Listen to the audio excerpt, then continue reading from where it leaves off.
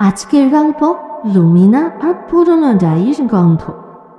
লুমিনা সেদিন ঘরের মাচার উপর থেকে নামাচ্ছিল পুরনো একটা ট্রাঙ্ক খুলতেই একটা হলদে ডায়েরি বের হলো। ধুলো মাখা, কিন্তু পাতার গন্ধটা অদ্ভুতভাবে অনেকটাই আপন। কৌতূহলবশত লুমিনা পাতা খুলতেই দেখতে পেল ডায়েরির এক একটা পাতায় একটা নাম লেখা, আর সেই নামটা হচ্ছে মায়া।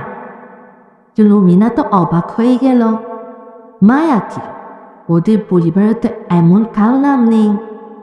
পাতা উল্টাতে সে দেখতে পেল ছোট ছোট হাতে আঁকা ছবি, একটা নদী, একটা বড় বাড়ি, আর সব ছবির কোণে একটা ছোট মেয়ে, মাথায় খোঁপা বাঁধা।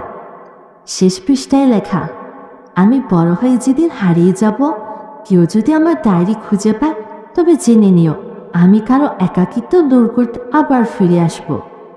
ঠিক সেই মুহূর্তে লুমিনার পেছন থেকে হালকা একটা শব্দ হলো।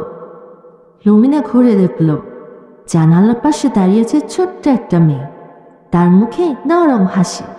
সে বলল, তুই আমাকে ডেকে নিয়েছিস লুমিনা? লুমিনা ভয় পেল না, মনে হলো যেন দীর্ঘদিনের হারানো কাউকে ফিরে পেয়েছে। ছোট্ট মেয়েটা এগিয়ে এসে লুমিনার হাত ছুঁয়ে বলল, এবার তোর গল্প লেখার পালা। সেই মুহূর্তে ডায়েরির পাতা নিজে নিজে বলতে গেল, আর প্রথম পাতায় লেখা হলো লুমিনার নাম। তারপর শিশুটি মিলিয়ে গেল হাওয়ার সঙ্গে, শুধু ঘরে রয়ে গেল ডায়েরির পাতার মিষ্টি গন্ধ আর একরাশ অজানা অনুভূতি। ধন্যবাদ।